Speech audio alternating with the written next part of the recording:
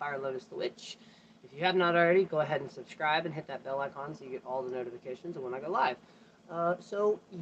Let's get into this. I'm going to do a couple updates and then we're just going to get directly into it.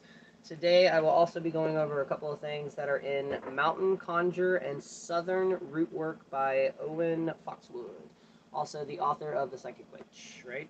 No, it was forwarded by the author of The Psychic Witch. But before I get to that, let's do the updates. If you follow me on TikTok, you know that I have been spending this month doing shadow work prompts, as much as I hate it, and I will be slowing that down a little bit. Again, if you've been following me on TikTok, I know I've talked about it on here, but I've talked about it on TikTok more. When it comes to shadow work, technically there are two types. They're the witchy type before the new age shit hit it. Hello! And then there are what you see on TikTok now where it's all about fixing the ego. Well, the stuff that I was doing... What happened with your shadow work? Hello! And so it was going good. And after talking to multiple other people in my community, also thank you for that. Good morning, and yes, happy Monday, and today is the Lion's Gate, so definitely some great energy there. But the last shadow work prompt that I did was I wrote a letter to my past self, as in, like, child self and teenage self. Basically just updating, saying, hey, you know, I'm here, I'm out of the bullshit, amazing life, all of that. I called upon the element of fire to release it, and then I called upon the element of air when it cooled completely down and it went to straight ash, and I released it into the universe. And then Friday happened. I did that Thursday. Friday happened, and I kind of started seeing, I guess you would say, like, residual ripple effects from that, which were basically doing this process and healing from these, specifically the one that I focused on. The next one after that, or the first one before that one, I believe, was insecurities. Picking 3 insecurities and then breaking them down of what scenario and or what event in your past calls you to think that is, or basically to cause you to believe that that is an actual insecurity, or that there's something wrong with it. And then I realized that Friday, Saturday, and Sunday, my anxiety and how my ADHD gets, where it kind of, you just like spiral into the what if moments, the past, all the other shit. And Sunday I woke up to energy where, like, I didn't want to be around any fucking body, which is the opposite of how I normally have been feeling, as in I've been too isolated, so I wanted to get out of the house, which I did. And a shit ton of things just all of a sudden, like, Sunday morning just clicked into play to where it was like I was trying to search for something, or I was craving something that I wasn't craving before.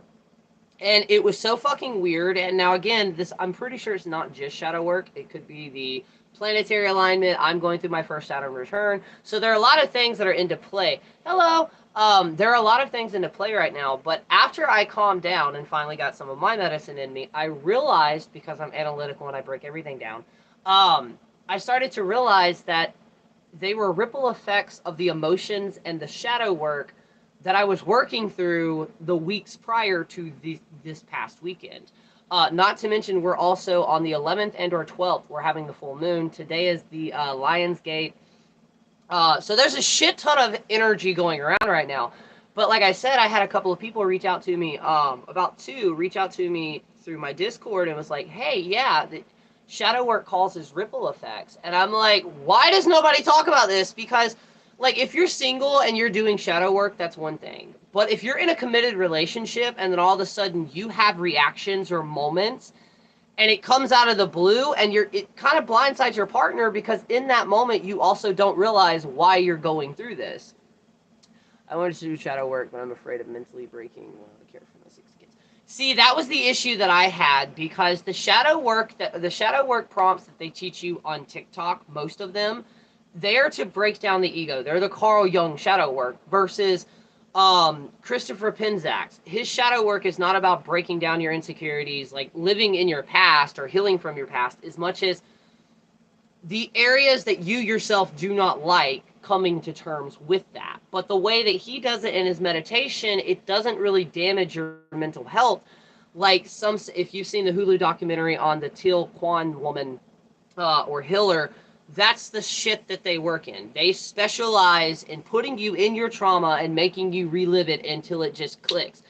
Guess what? For one, if you've had trauma in early ages of development and in puberty, you never developed a full ego. So reliving that trauma, especially if you have complex PTSD and or PTSD from that, it all it does is recycle. It reactivates it. Prime example. Last month we had this random freak storm system blow in, and one of my neighbor's trees randomly, like a huge chunk of it, fell on our house and the porch. I was directly under it when it hit, so the entire house shook. And in that moment, due to the fact that I think it's been 2 years now, I have storm PTSD because we basically either had a microburst and or a tornado hit our property while we were in the trailer at 3 a.m. in the morning. And when that happened, I felt my body activate. It activates that fight or flight phase. With PTSD victims or PTSD people that have it, we go through these small outbursts, if you will, depending on your environment, to where we're constantly in that fight or flight. And in those moments, we don't feel connected to our bodies. And even if we do, we're not here in the present. It's literally like we're on survival mode if we were like in an active war zone where you're constantly having to look over your shoulder. Not that you're paranoid or think somebody's coming to get you, but depending on your trauma, you're constantly walking around on eggshells and or you're constantly waiting for the other shoe to drop. Now, if you immerse yourself in that, or even almost to a degree react that, unless you are in the right environment, another prime example of this, and before I say this, I am not encouraging anybody to go out and do this, but with therapy and using psychedelics here in the United States, they're actually trying to pass a bill to where it will legalize with medical people to be able to actually further the therapy behind this. Well, I was having this conversation with somebody the other day, and they're like, so in other words, I can just go out, find magic mushrooms, trip, and cure my depression. No. Yes and no. You have to be in a clinical environment, as in you have to be in the right environment to where you are 100% calm. You're not in one of those episodes where it's like fight or flight. Over time, yes, it can reset the brain's chemical and how it actually produces it. Exactly, they want you to pick the deep trauma and sit there and relieve it and accept it.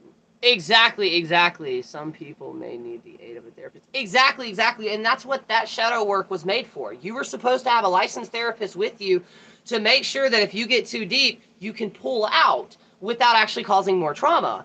And that's what people don't understand that don't have PTSD. Because when we go through a PTSD episode, what happens in our physical bodies is whatever that trauma was when it happened, it left a scar in our brain. And if you see my last TikTok, you're already going to hear this, but I'm going to re-explain it, how it works with me. With PTSD, when you experience the trauma, it creates a scar, okay, in your brain. So whatever you're doing, if the amount of adrenaline is released, whether it's good or bad, the environment you're in now, if it refills up that episode or that specific scar, you will trigger that PTSD episode because the adrenaline re-triggers the scar and it kind of like pumps it back to life, right? So prime example for me, and the reason I'm physically disabled in the United States eyes, is the fact that if I go outside right now and I do basic yard work and my heart rate reaches, because you know when you get hot, your heart rate starts to go. As soon as my heart rate picks up to a certain speed, my adrenaline is released. Due to the fact that I've had so many panic disorders and the agoraphobic, as soon as that happens, whether I'm having a great time or a horrible time, my body automatically triggers and I either go through an anxiety attack and or a PTSD episode. And if you've never been through one of those, specifically the panic attacks, it is basically like running a 12K within 5 minutes of you just breathing the like physical energy that you're exerting. It basically wipes you out. I've had a paramedic basically tell me that if I have one here at the house, even if I cannot stop it, to eventually lay down, because you get to a point where your entire system shuts down and you will completely pass the fuck out and like go to sleep. But that shadow work is toxic because, like I said, everybody is different. That's like taking a war vet who's been through some of the worst wars and then putting virtual goggles on them and then throwing them back into that. How is that going to help? It's not. So that is the reason, if you do not feel like doing shadow work, if you do not want to do shadow work, by all means, do not fucking do it. At all. And that's what I want to say to all these, like, fucking, y'all know the people that I'm talking about. These people that are pushing it and makes their life seem like it's magically been lifted. No, the fuck it hasn't. Not everybody works the same. It's the same way public school systems fail everybody, because you can have 50 people in one room, and I don't know the percentage, but I guarantee you, if not all of them, they're not going to learn the same way. So a technique for them. But with shadow work, though, there's not just the trauma. There is insecurities. There's the emotional ones. Um, the shadow work that I primarily do, healing my inner child, healing my inner teenager, being able to do things that I couldn't back then that I can do now in a safer environment. And if you see this and you know anybody who is around you that has those types of mental shenanigans, as I call them, if they are going through that episode, as much as you're going to want to try to touch them and hug them, unless they are about to harm themselves, do not. Just let them know that you are here. Let them know that you are safe and that they are not where they are in their heads, and try your best to get them back to reality. Also, another trick that I've been doing that has been working successfully is the 5-second rule, or the 5-second count, whatever the fuck it's called. Basically, when you start having an intrusive thought, I don't know if this works with anxiety. Apparently, holding ice and then getting somebody to distract your mind, it resets your system. But with the intrusive thoughts, count down to 5 randomly. If you have one of those thoughts that's going to trigger the anxious like cycle or spiral, literally just count down from 5, 4, 3, 2, 1. It resets the entire system, and you literally completely redirect that thought. And it's been working. I've been doing it since I think the last week of July when I found out about it, and it actually successfully has worked with me.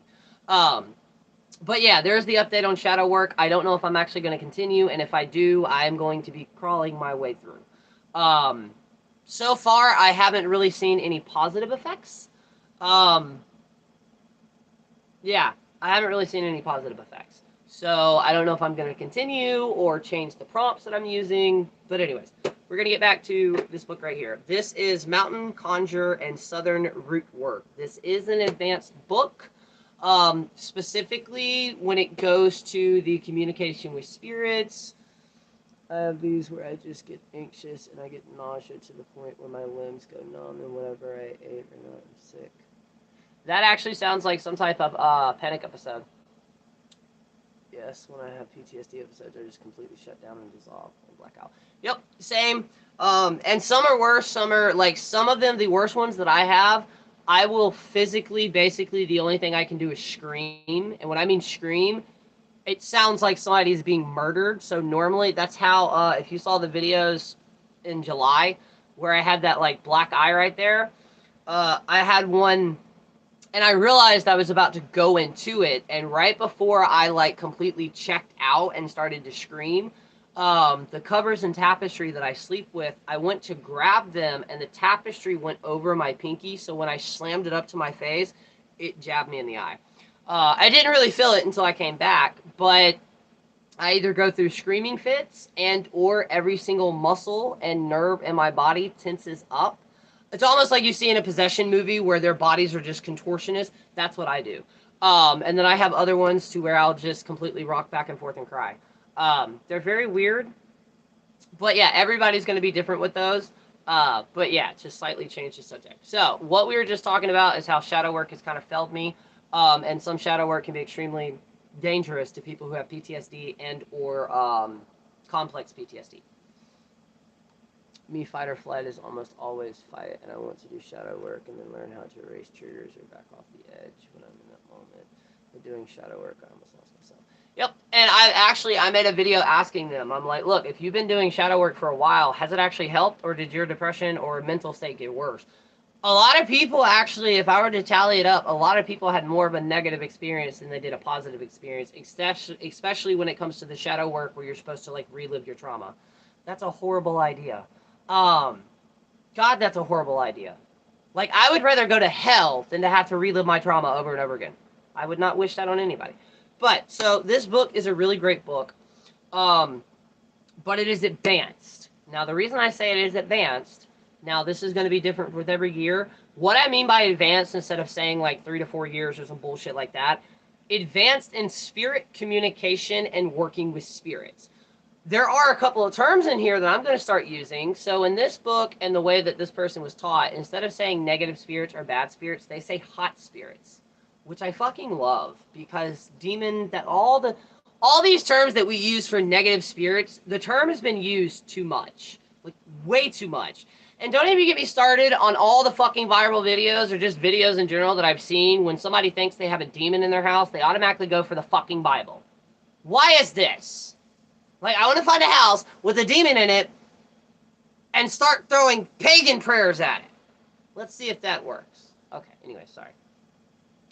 My fight or flight, the shadow work helped me. However, it took me about 5 years to get to where I am. Many setbacks and reapproaching.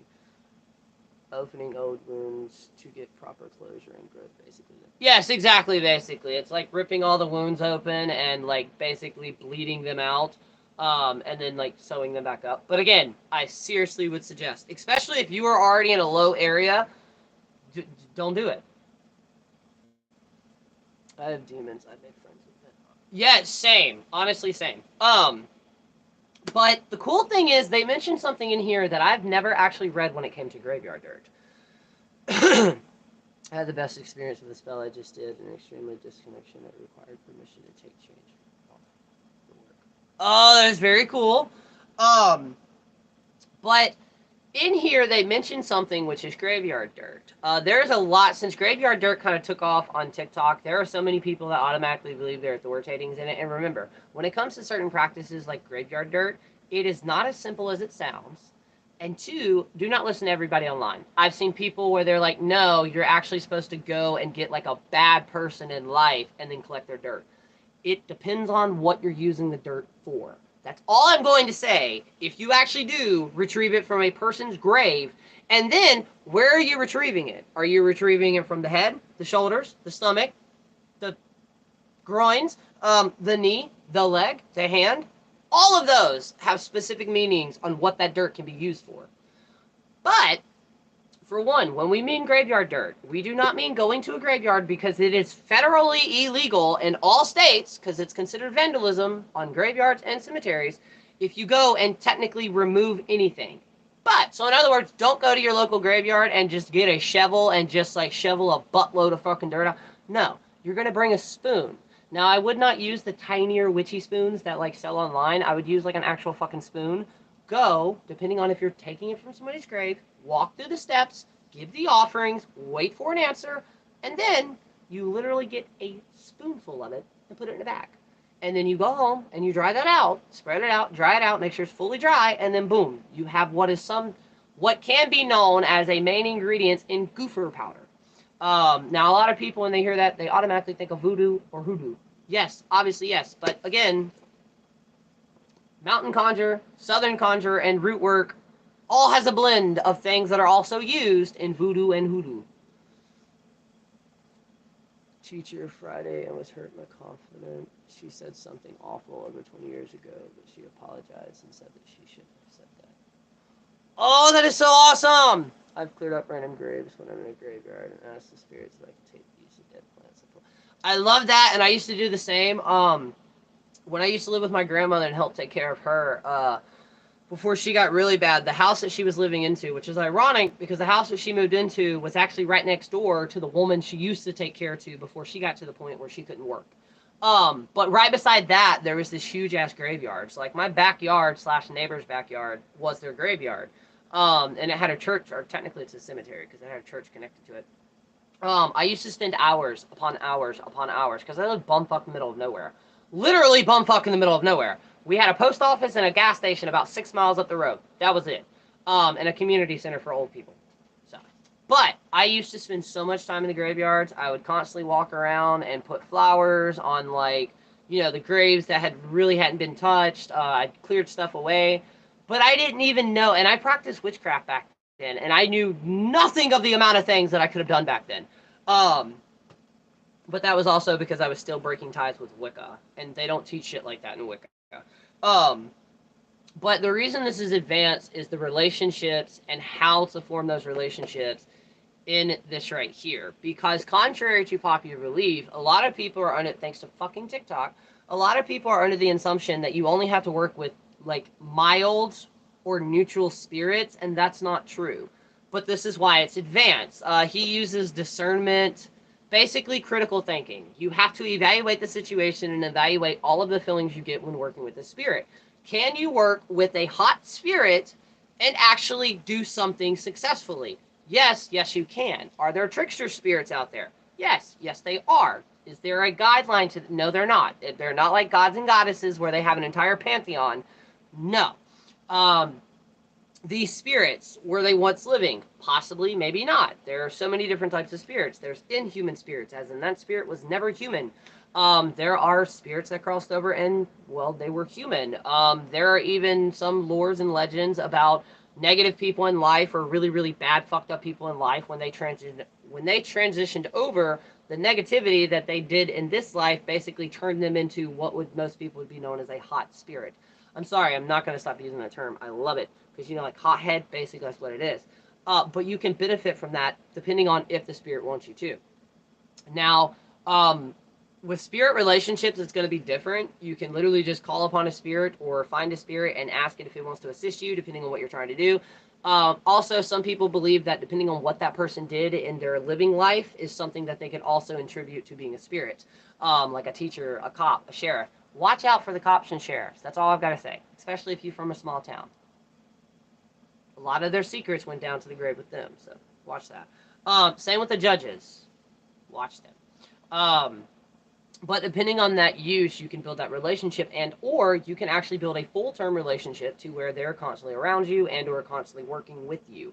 Not for you, but with you. Are there practices to where they do kind of control said spirit? Yes, that's actually the negative derogative of necromancer. That's technically one of the truer meanings of necromancy is to basically to work with the dead, but more along the lines of to control the dead, and or even in some cases enslave the dead, or binding the dead to a specific thing. A lot of the times, though, depending on the spirit you're working with, normally they're only going to help you with one task and one task only, depending on the spirit and depending on the circumstances around it. Speaking of gods, I saw a great TikTok where the creator explained how most people's personification of Loki is wrong, and she gave a small backstory on him. Oh, it so is! Holy shit, it so is! Thor. Thunder, right? Thunder, not lightning. Loki controlled lightning. Most of the people that work with Loki basically got most of their things from the characteristics of the character from the Loki show and or movies. I heard from the spirit that they choose my work and hopefully to finish their unfinished business and crossover. Yes, that too. That's another reason. Thank you for saying the crossover part. That's another reason here. Now, I've never actually, that I'm aware of, there have been a couple incidences that could go with that, but I don't really help spirits crossover as much as I'm a psychopomp to where I can cross them over. I've just never really had one show up that I needed to, and that's where this is also advanced because it goes over multiple chapters and multiple pages on how to help a spirit cross over. Now he did answer something, or they answered something that nobody else has ever been able to answer for me, which is, why do people believe that graveyards and cemeteries are haunted? And he actually spoke something that actually made sense. His mentor believes that some spirits can either A, hang out around their graves after passing, which does make sense because what happens if you have a grave? Most loved ones come to said grave. So you would hang out around it, that way you'd be able to see said loved one. And or the soul actually never officially and hasn't departed from the body yet, so therefore it's known as a live grave. Now, I've came across multiple ones of these, but I didn't know they were technically considered a live grave. I just thought it was like a portal or some type of energetic like opening. Come to find out, it's actually that person. Now, you can tap into that with certain ways. Again, go through all the proper steps of trying to connect with the spirit to see if you can tap into it. But if you can tap into it, you can do a lot with that, and you're working. But before you go to a cemetery and or graveyard to collect anything and or do any type of rituals, please look around. Make sure there are no no vandalization, stuff like that, because the rules to a cemetery, like I said, literally just taking dirt can be considered vandalism or vandalization. On top of that, if you ever see a well in a cemetery, do not drink from it. Yes, you can use that water. There's actually a cemetery that has a well that I'll be going back to here soon and collecting some of that water from. But I was told, and I saw multiple articles, that there can apparently be some type of leakage in the groundwater, so I would not drink it. And the graveyard that I will be getting this from dates back to the Civil War. So it's old to the point where it's still segregated. And let me tell you, they do not like that. There's still energy about that. It's split down the middle, and the energy over here versus the energy over here, very different, but there are some sections in the graveyard to where that kind of intersects, and it's very weird. This is also the graveyard that next time I go back to, I'm going to try to actually get a video of the area that I said there's a portal at, due to the fact of the experience that me, my partner, and my father-in-law experienced. But yeah, working with spirits can be beneficial in so many ways. You've just got to use critical thinking. And in fact, if you do not feel connected to any gods, start working with your ancestors and or possibly spirits around you. Spirit who has been a lot of vibration over their pain. Yes.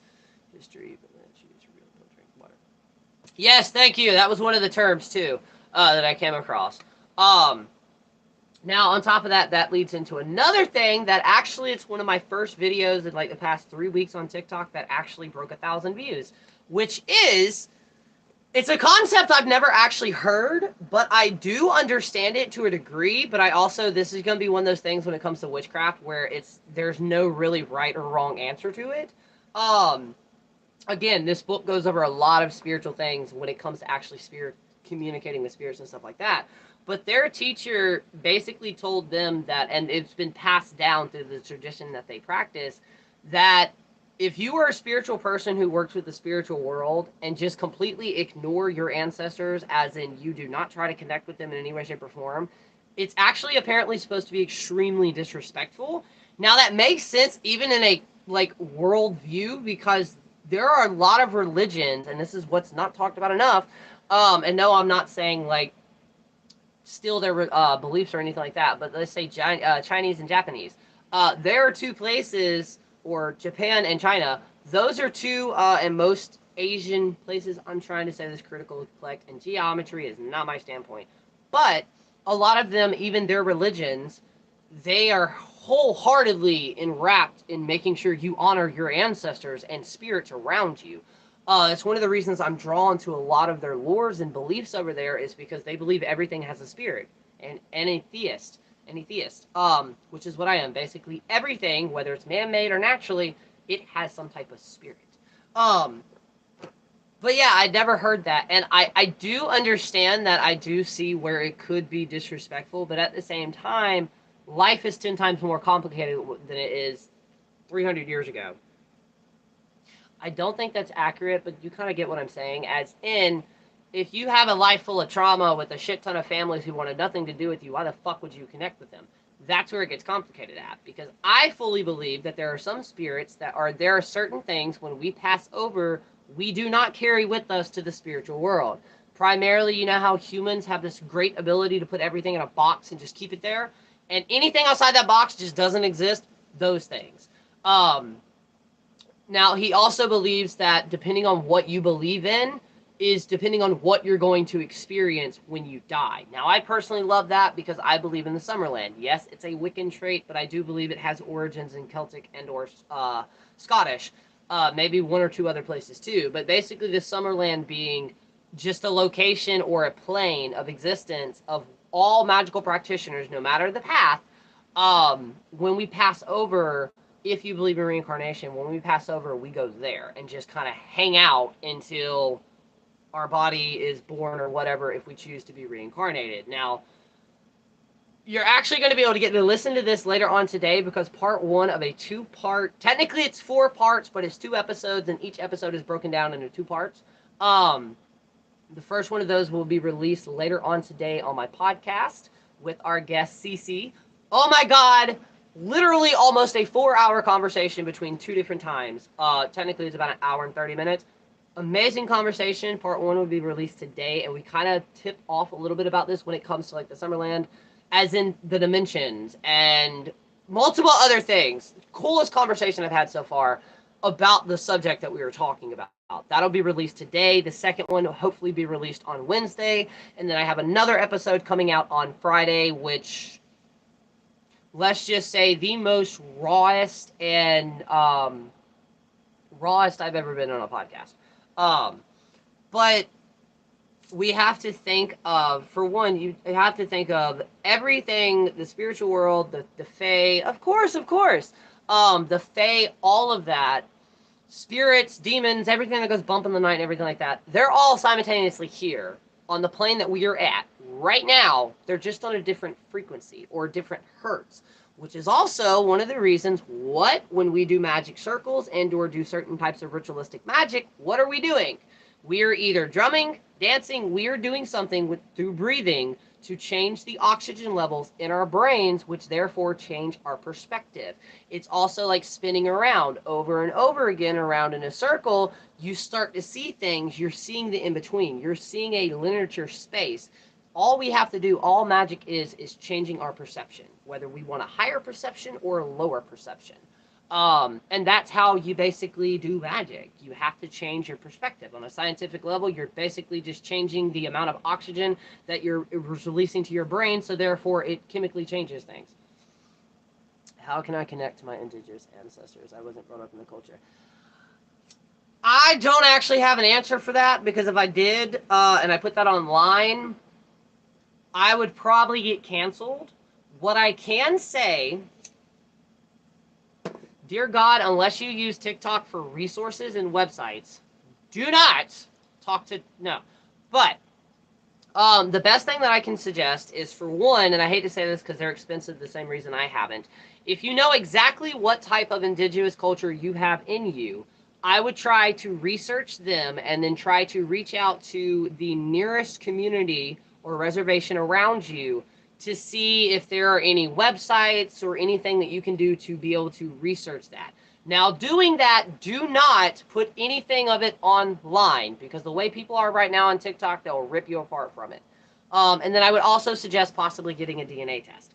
Now, the reason I'm saying this is so complex and complicated to talk about, for one, even though I've confused people on TikTok, as far as I know, I am not technically native. I don't have a DNA test, and I grew up in the South, so I was told what most other Southerns were told, which was we have some type of Cherokee in our system. I was told that I have Cherokee on my father's side and my mother's side. But what most people don't understand is when they hear somebody that white presents, or my favorite term, palm-colored, they automatically think that we're going to basically do what other people have done and that we're going to claim it. We're not trying to claim it. The complex question is, and like I've always said this, if you've followed me on any platform, you know I've said this a lot. We're all mutts. If you have multiple generations that were born and raised in the United States, we are mutts. As in, we're Heinz 57. We have so much shit in us. Well, in order to in order to heal from our past, and in order to actually tap into that, how do we successfully tap in and learn about our indigenous ancestors without coming across as the word that I hate the most, because it's used so many times, colonizer? For one, the one thing that I can say from the Native community that I've reached out to, what you see on TikTok is not always to be actually true. The coyote epidemic with the coyote bones, we learned that to be true thanks to other natives jumping in, investigating, and realizing that a lot of the shit that was said is not true. And why is this? So a statement was made that any native animal that is only specifically native to the United States is closed in any magical practice unless you are an indigenous person, due to the fact that they use them in their practice. Well, guess what? People in Arizona versus people in Georgia versus people in Alaska, those natives, they're not going to all use the same thing for the same purpose. And the reason I'm saying that, and the reason I'm treading this very, very thin line, is because in Southern Conjure and Appalachian folk magic, and most folk practices here in the United States, most of the herbology or herbal magical side to it came from natives. Specifically, a controversial thing, coyote bones specifically are used in Southern Conjure as divination. But what people what people in the TikTok world don't understand is there is a difference from cultural appropriating, cultural appreciation, and cultural exchange. As in what Southern Conjure is. It is a mix of hoodoo, voodoo. By the way, multiple different types of voodoo. Traditional voodoo, Creole voodoo, Mississippi River voodoo. Also, same with hoodoo. There are different, we'll say, divergence of those practices that have just, especially here in the United States, that have been formed different ways. I say Southern Conjure because it's technically not, it's frowned upon for a person like me to actually call myself a conjure man. But I'm also learning, depending on the region, because a lot of people in the Appalachia area, they use those terms. They use root doctor, root worker. So, but yeah, I would try to, and now if you do find somebody, specifically if I can find it, because I'm following it, there is an educational thing on Cherokee. Um, but basically try to find education online and just kind of do as much research as you possibly can. I actually use Coyote Bones for Optimancy. I just felt called. And see, that's what I'm saying, and that's what I've never been able to explain to other people is when you start diving into your ancestry, like me, I've never jumped head over heels in like the deepest part, but the way that I connect, and I guess it's quantum, I don't know what it's called, but I believe that all the knowledge that our ancestors used to use, and it makes sense because it's how we know how to garden when we've never fucking gardened before. There are certain things that are genetically passed down to us, and on a metaphysical level, through working with your ancestors, that knowledge can come up to the surface with you. So you're basically just remembering knowledge you already have that's just locked away deep down inside. And we know this on a southern point. How many people have tried to get a recipe that our like great grandmothers used? And even though we followed step by step down to the granule of sugar used, it doesn't taste the same. Why? Because they added something different to it. If you will, they added love to it. And that's what it is. Magic is basically like cooking. If I give you the same recipe that's been passed down to my family for 16 generations, every one of those family members that used it eventually added something different to it. But what I mean by that is it's almost like with me, claircognizance. I have moments where I just know things that I should not know. I know things about my partner's ancestry of people that he didn't even meet, or he didn't really get to meet that much, and we've like asked other family members, hey, was this correct? And he's like, yeah, it's claircognizance. The more you interact with your ancestors, the more that knowledge will come to you, which is why I call what I practice instinctual knowledge. Because basically what it is, and I've had other people start this too, in your practice, you will get to a point to where instead of trying to go to your book of shadows or go to your phone or go to your other books and look up the correspondences that you need for the spell, as long as you have the idea of the spell that you want, right? Just go in front of where all your stuff is at and calm everything down and just say, all right, soul or body, you can call it soul song, you can call it witch's fire, witch's blood, whatever term you want to use, but say, okay, what items do I need? And without second guessing anything, let your body naturally guide you. After you've done the spell and it's fully done, then go back to the actual books that you have on the correspondences that they're associated with that we have now and see how many of those items that you randomly picked because you felt drawn to them actually match up with what you were trying to do to begin with. My partner calls it magic mode because we can be watching a movie and he hates it only because it interrupts the movie, but I'll randomly get up like an ADD squirrel and all of a sudden just start zooming around the room. And he's like, what are you doing? And I'll just shake my hands like this. And I was like, I got to do something. And he's like, all right. And I will literally just start grabbing shit. Most of all my magic does involve candle magic. Fire sign here. And I will literally just go. And some culture or some practices call it singing from your soul. It's the same way as when you're doing a magical practice, instead of reading something out of a book or reading something that somebody else has written down because it's pretty, sing, as in not necessarily singing, but let your soul just speak. Now I do this, but I do this in what is technically either light language and or baby language and or speaking in tongues, my own language. That's what I call it. Um, but I use that. I also use actual modern day songs. I mean, you got a song that has the perfect emotion to what you're trying to accomplish. Why not add that to what you're already doing? Because magic in it, I mean, music in it itself is what? Just a bunch of vibrations on certain frequencies with emotions into that.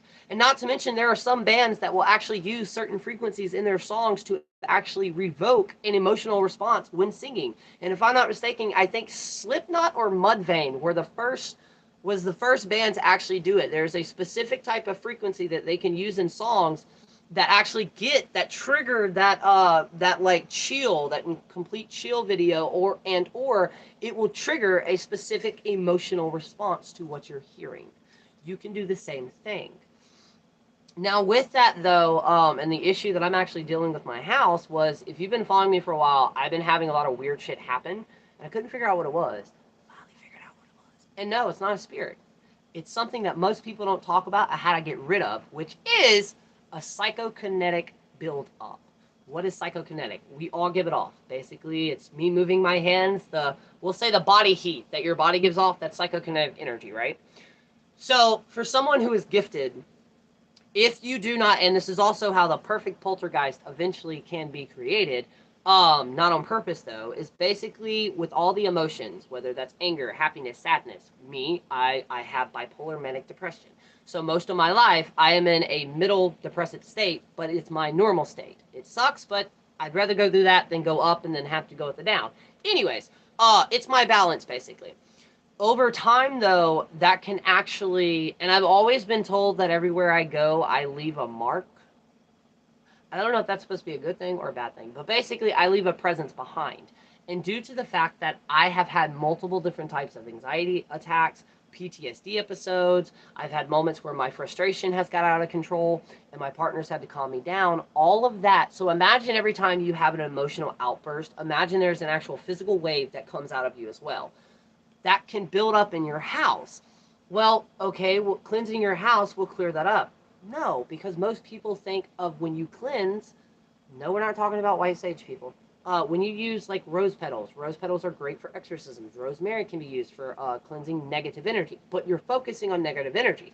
Psychokinetic energy is almost like dark matter, as in it's not necessarily negative, but it's not also necessarily positive. It's almost neutral, but depending on how much is fed to it, it can change into and become its own entity. Well, I realized something, that in the 3 days that I've been out of this house, even when I come home at night, I haven't had any anxiety issues where I'm like sitting here just constantly in an ADHD paralyzed state and going over in my head all of these things that I can't fix and need to be fixed. That shit, right? And I was like, okay, why is it? Why is it? If it was my agoraphobia or anything like that, me leaving the house would make it 10 times worse. But instead, it's relieved it. And it wasn't until, it's been about a month ago since this happened. I have a rolling chair that I sit in front of the living room where I used to make my content in. And my partner sat down in it one day, and then he got locked into place just staring out the window for like 10, 20 minutes. And I walked in there and I was like, dude, are you okay? And he's like, yeah, why? And I was like, you were doing something in here. You randomly got up, went in there, and just sat down and just zoned the fuck out. And he goes, yeah, I don't know what it is. It's a chair. And I was like, what do you mean? He goes, as soon as I sit down, it's like I'm locked into place, and I just want to sit here and just stare off into space. And that was when I made it in my head. I think I'm giving off a lot of psychokinetic energy, and due to the fact of the cleansings that I do, I've never specifically, as much as I hate using this term, set that intention to clear up said psychokinetic energy. And if you've been keeping up with my videos for a while, and I know there's a lot here on here on YouTube, the most haunted property we've ever lived, somebody who is gifted with being able to read energy, actually stated, it's like, yeah, you have spiritual shit happening here, but the main thing is you have so much, like over 10 years of psychokinetic energy built up to where it's caused multiple different types of like little things that affect people. And it did on that road, in that house. Every female that ever stayed there since the one that passed away, their mental health declined fast, really, really fast. And most men, even if you're part of the LGBT community, most men had a really, really weird feeling there. Now, there at that specific house, multiple physical attacks did happen from the spiritual plane. I was not there, but a lot of shit happened on that property, and then after doing research, we realized that it was connected to one of the biggest plantations in and around that area. And then not to mention, I also looked up, there's a lot of heavy, heavy, heavy native presence out there as well. So that is a lot of fucking shit going around. Um, but yeah, I will be doing that today. Trying to, honestly, really, for the first time ever, trying to clear out psychokinetic energy buildup. So that's going to be fun. I know I can do it because I have everything that I need. Um, I've just never done it to this degree because it's really thick. So, yeah, another thing that they don't talk about what it's like being a witch while also having abilities and acknowledging those abilities. Because we talked about this, I think, in the podcast that I'll be releasing today. I think that's the one that we talked about. Where some of this stuff, you can go your entire life and it doesn't really affect you. The moment it starts affecting you is when you actually acknowledge it. Like with the planets going retrograde, which I also believe on a global scale, the self-consciousness has made some of those more intense because they always hyper fixate on them. And we're moving into this weird area where the more propaganded video you have, the more views you get. Speaking of that, Little World Some Wisdom.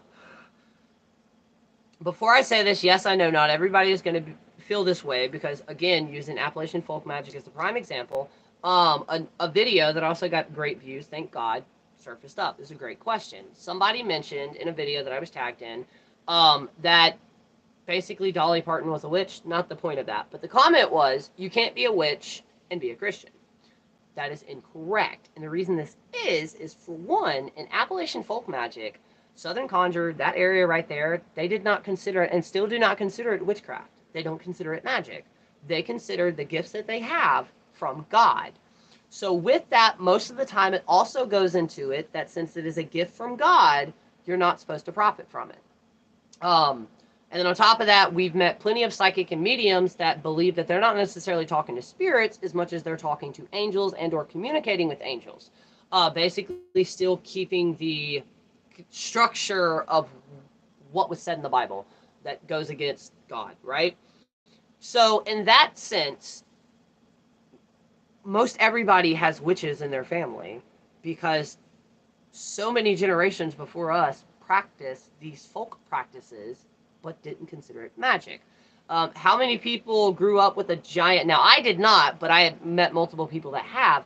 How many people grew up with that big-ass family Bible? And what I mean family is it wasn't just a Bible. It was a Bible, but all your family important documents went in that Bible. Hair went in that Bible. The baby's first haircut. I don't know what it's called, but death hair, you know, the hair that they used to cut from a deceased person.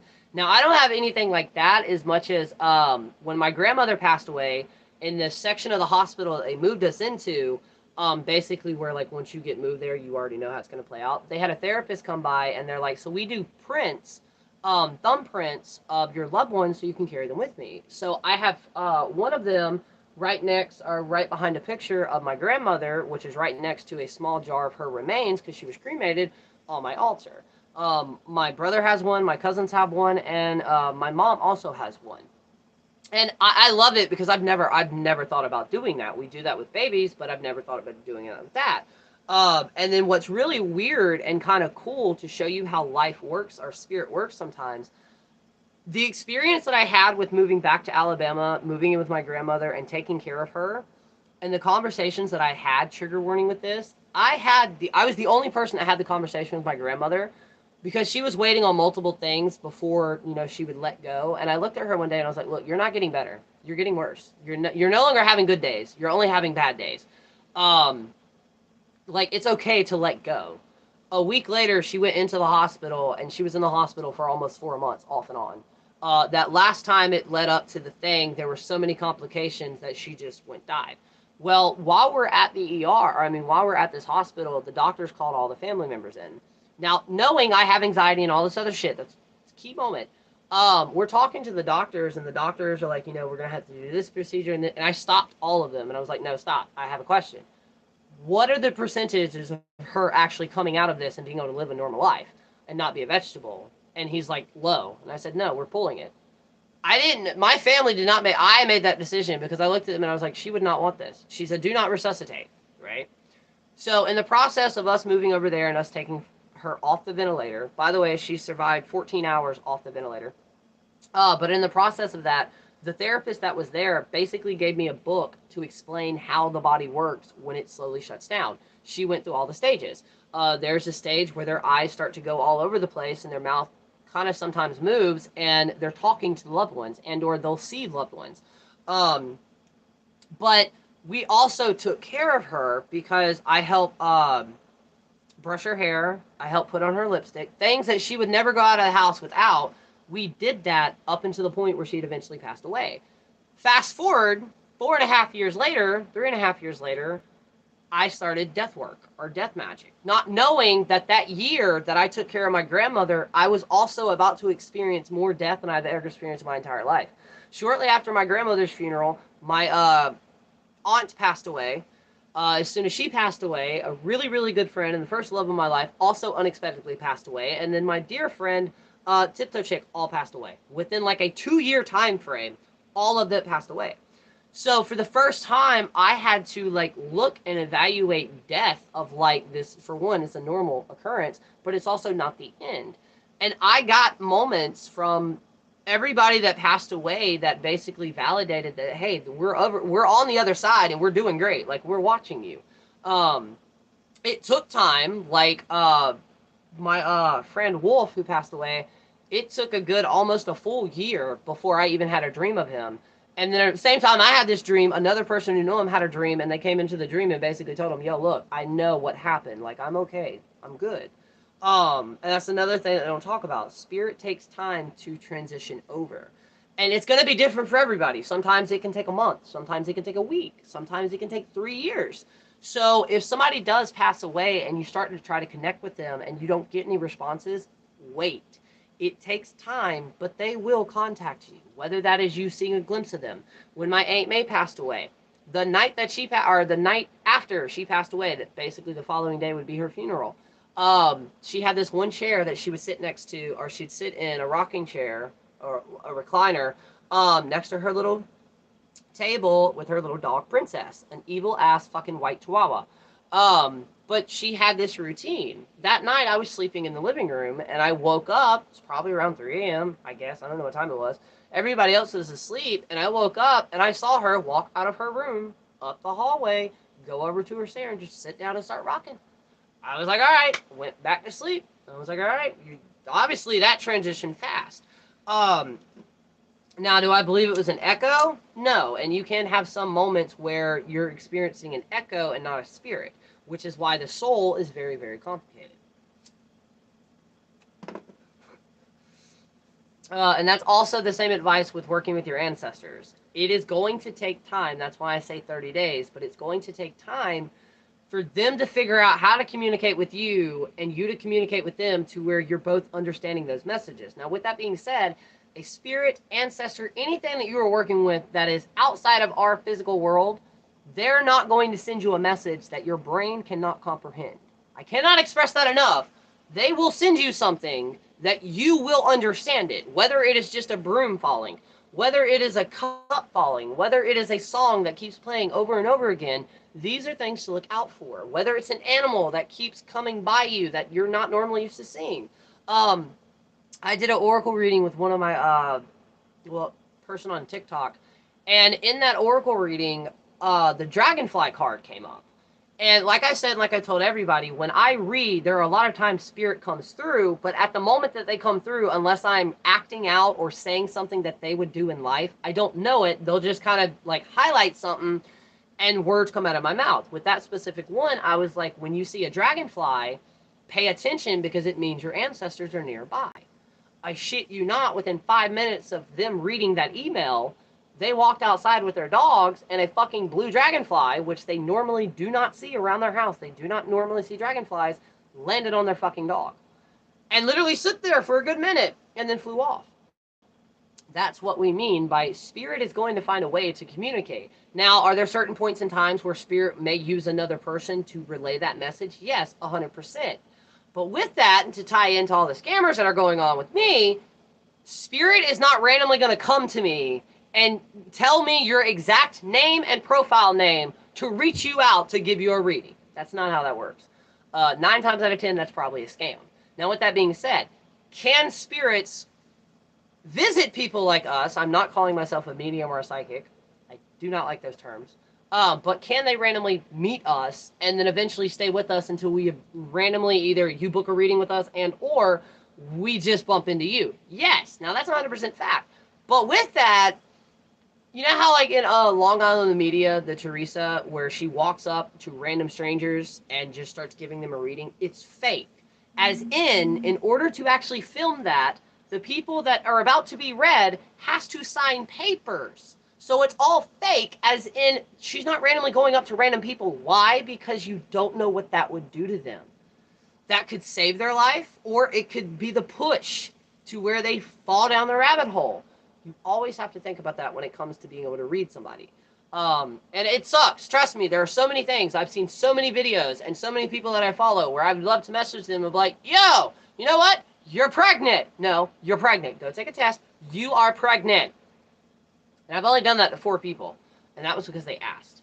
Because the spiritual store that I used to work at, I went in one day and I had morning sickness. I had morning sickness and my smell, I could smell any perfume, any fucking cologne to the point where I literally wanted to vomit it because it was too strong. And then I started craving these things. And I literally walked out from the back room, walked onto the main floor. And I was like, all right, who's pregnant? And everybody looked at me and they're like, what? I was like, one of you are pregnant. I know this because I have morning sickness and fucking smells are getting to me and I'm craving certain weird shit. I did that multiple times. Every time I did that, literally within about a week to 2 weeks, if not sooner, they came in and informed me that they were in fact pregnant. Now, it's cool because I believe that's a type of empathy. I'm not going to say empathy, but I have always been able to do. The longer I work with somebody or the closer that I am to somebody, the better off I can read their bodies. It's almost like the frequencies line up and I can just read them. And it sucks because a lot of people are like, can you please not read me? And I'm like, how about this? I won't tell you the things that I get because I can't cut it off. The cool thing is, though, this also kind of ties into ADHD. And I know this is kind of going off the rails, but I'm trying to connect because I'm a very logic person at certain points. And I'm trying to actually connect, like, neurodivergency with claircognizance, with other psychic abilities, because they almost go hand in hand. With me and my ADHD, it's almost like I'm a private eye. What I mean by that is, you know, in the movies of the Sherlock Holmes, when they like focus in on like a little fabric or a little piece of like thread right there, and then like dirt up under the fingernails. I do that when I meet people. I do that when I'm sitting there not talking and just looking around. I am taking in so much information, it's not even funny. And with that, I can break somebody down to an exact T. This past weekend, that actually became a benefit to possibly, and may possibly benefit me more by with the specific task that I got to do. And the person at first was like, well, no, I don't know. And my partner was like, no, you don't understand. He's extremely ordinate when it comes to like details.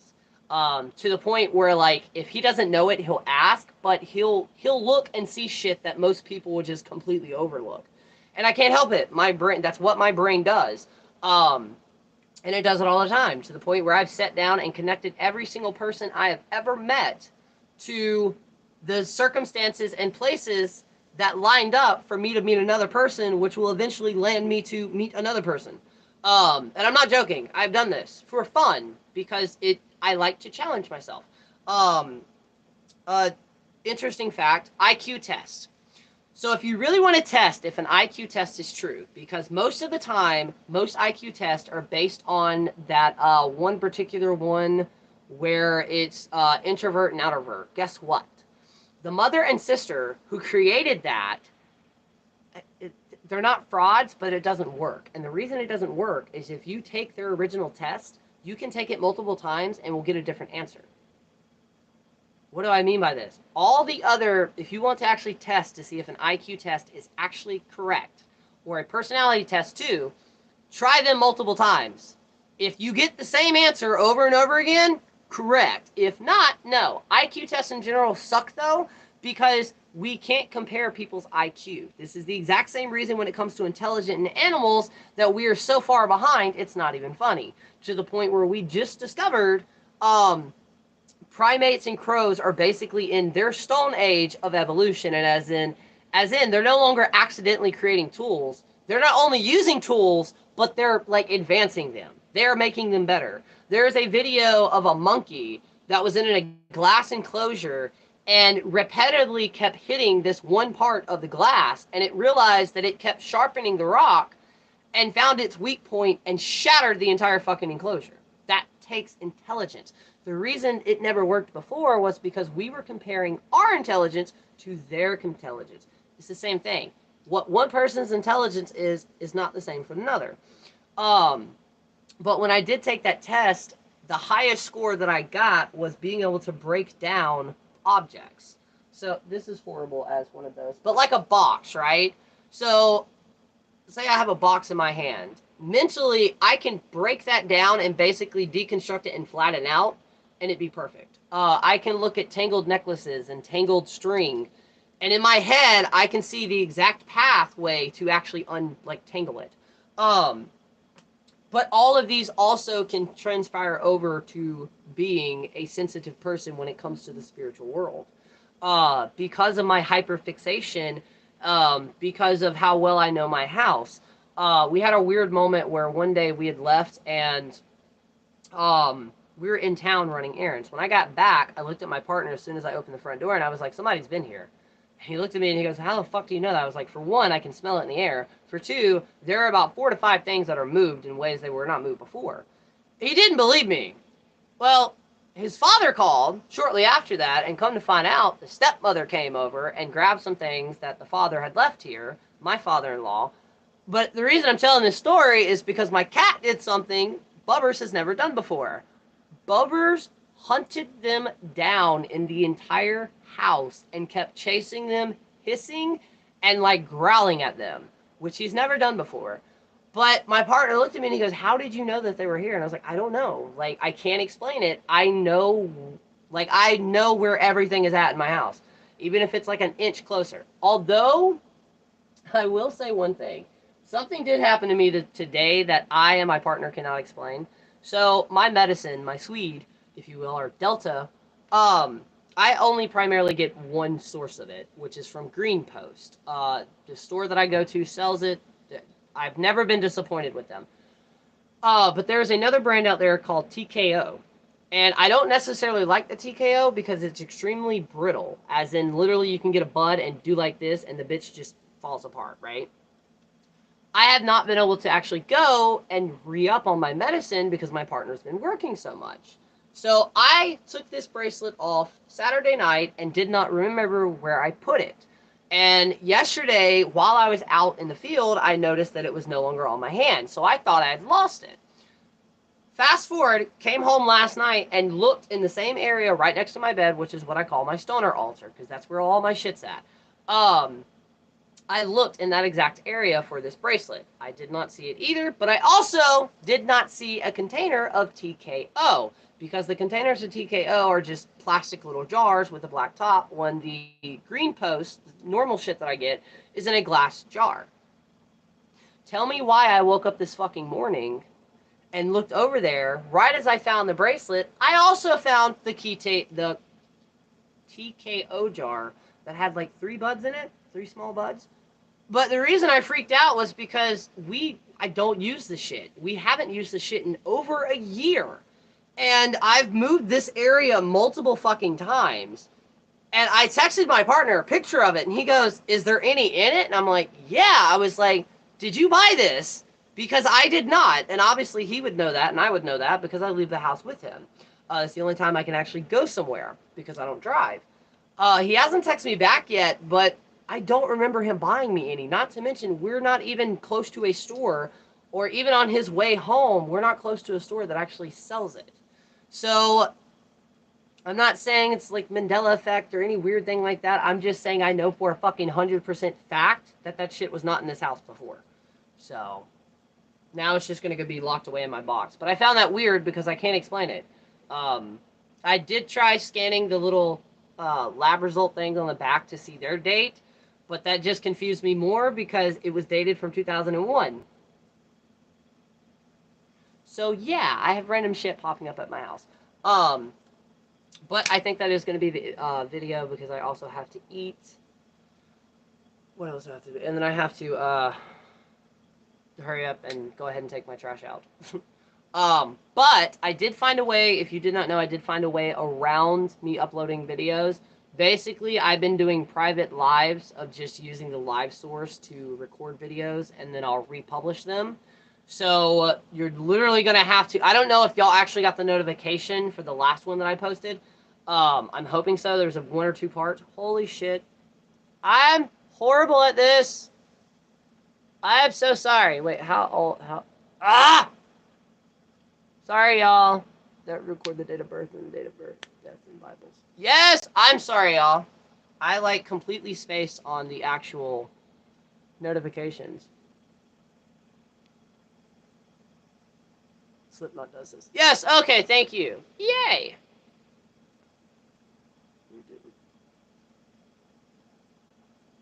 I had some do pregnant thing before. There's definitely a connection between neurodivergency and psychic abilities. Yes! Maybe you should use the TKO. It's not a bad strain. That's what I'm thinking about doing today. I'm going to test it out. It's an indica. But, like, I don't understand it. Because, like, I'll show you the jar. This is what I use. It's Green Post. They're, I believe, from Georgia.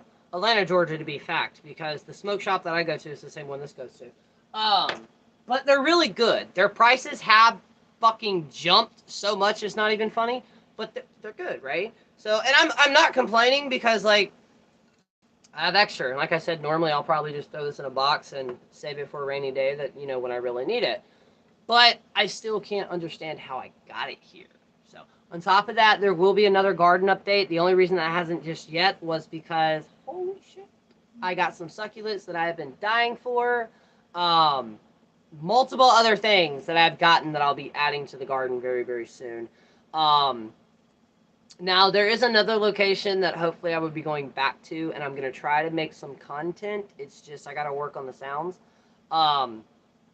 But yeah, and hopefully as soon as we start moving into the colder moments where, like, the grow season's over, I'll be able to become more active with actually going to graveyards and stuff like that. Did you lose it before? Many things like this. No, that's what I'm saying. That's what fucked me up, because the last time I bought some of this, it was sativa, because my partner forgot that I'm not really... I like this stuff to where I can do it and then still clean my house and not melt into the couch. But it wasn't 7Gs. It was a smaller container. So, like, I don't know. Like, maybe we did get it and I just got really baked out of my mind and just, like, completely forgot about it. I have no idea. It's just weird. Oh, yeah, sorry. Not 2001. 2021. So it was last year. So, like, I don't know. And what I mean by that is this right here. By the way, if you buy Delta 8 or anything like that, if it does not have one of those on there, you don't know what you're ingesting. So, great tip. Always make sure one of those are on there. But yeah, that was the weird thing that happened to me. I will also update y'all on how the cleansing of the psychokinetic energy is done. If you get a chance to watch Sandman on Netflix, don't question it. Just do it. Just do it. Okay? I binge watched that entire fucking show in one day. And I will probably rewatch it later on. Also, cool, interesting fact, filmography, movies, and shit like that. The new Prey, which is technically it's a prequel to the Predator series. It is the first movie in, like, world history to ever be dubbed on a full native language. The Native Americans that are the natives that are in that movie, they're actually, like, they speak that language, but they actually dubbed the entire movie. So you can watch the entire movie in native language.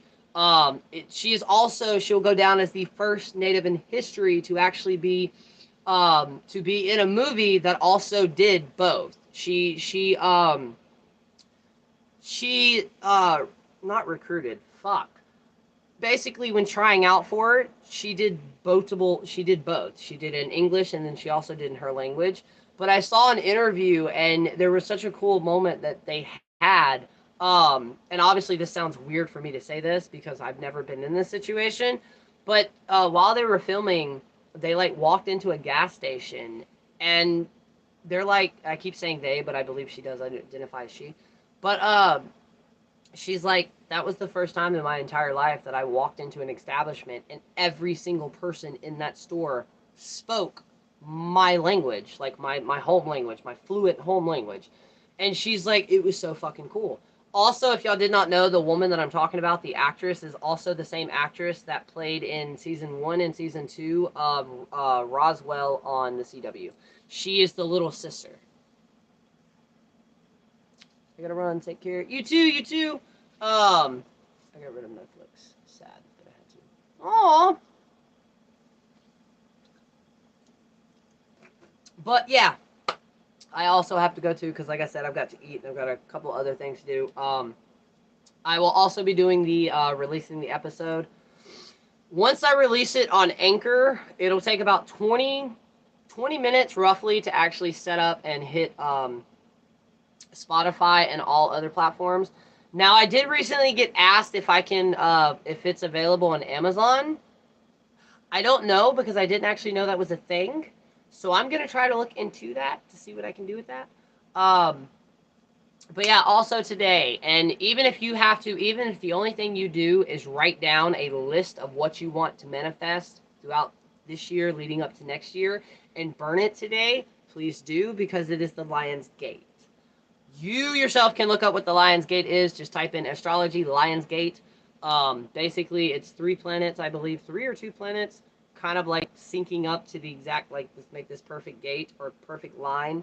And energetically, it's really, really great for manifestation and everything like that. And then on the 12th, buckle up for the 11th and 12th because it is going to be the last super moon of this year, and I can already feel it. Closer it gets, I can just feel that shit pumping up. But use this in a positive way, as in manifest the things that you want to see throughout your life from this month on to the next year. So, yeah. I'm going to do that. And then this full moon, I will set up the readings for the new moon, which basically means from this full moon all the way into the new moon, the oracle readings that I have will be on sale. Yes, and the meteor showers. There's so much shit happening this month. We got meteor showers. The sun has been extremely, extremely active. Um, so yeah, and ironically, a lot of things that I talked about in this video kind of matches up with the podcast too. So I'm excited about this. But yeah, thank y'all so much. Like I said, if y'all ever need me, you can email me firelotusthewitch@gmail.com. Although, watch putting your email out on TikTok, on YouTube, because since I started doing that in my videos, I have had over 30 people, bots or scammers, message me, and this is how they started out. Hi, good day. I checked out your website, and I'm like, really? Because all I got's an email. I don't have a website. So yeah, I've been having to report them as spam, but it's getting annoying. And like a month before that in July, I kept having people fucking contact me that apparently I'm just a billionaire who's got a lot of family members who recently died. They're all scams. All fucking scams. Of course, of course, of course. I hope y'all all have a great day. And yeah, until then, I'll talk to y'all later. Also, anybody who rewatches this, if you would like to join our Discord, link in bio. Our link in the description of this video in my link tree. My email will be there too, so if you want any type of magical workings done and or just a magical question that you need help with or resources, email me. And yeah, if you haven't already, click on that link and you can find my wish list. You can find the Magical Library, which is a list of books that I have in my practice. Um, and all of my other socials, except for Twitter. I don't think my Twitter's on there, but I don't really use the Twitter that much, so. But yeah, you can find them all, Fire Lotus the Witch. And if you go and search me on TikTok and or Instagram, if you use the Fire Lotus the Witch one, use your brains, as in my account should be the highest counts with the most videos posted, with the most amount of followers and following. And check the spelling. Fire Lotus the Witch, and then the second account on TikTok is Fire Lotus the Witch 2.0. Instagram, Fire Lotus the Witch, the exact right spelling, Fire Lotus the Witch. I have over, I want to say I'm almost at fucking 100 posts, if not more. No, I actually think I'm almost at 1,000 posts. 900 or something actual posts. And then my second account on Instagram is Fire Lotus the Witch Podcast. Those are the only two Instagrams I have when it goes to Fire Lotus the Witch. Same with TikTok. Now I have other TikToks, but they don't have to do with witchcraft. And then this YouTube channel. That's all I have. And my podcast. That is all I have. If for any reason somebody messages you on any platform and they send you a Cash App, if it is not Fire Lotus the Witch Cash App, it's not mine. I will also never message anybody in any way, shape, or form to ask you to read or to get a reading with me. Does anyone know when the meteor shower is happening? Oh, I do not off the top of my head. I'm trying to think if there's a way that I can figure that out without stopping this live. Also, I have a weird question. What the fuck?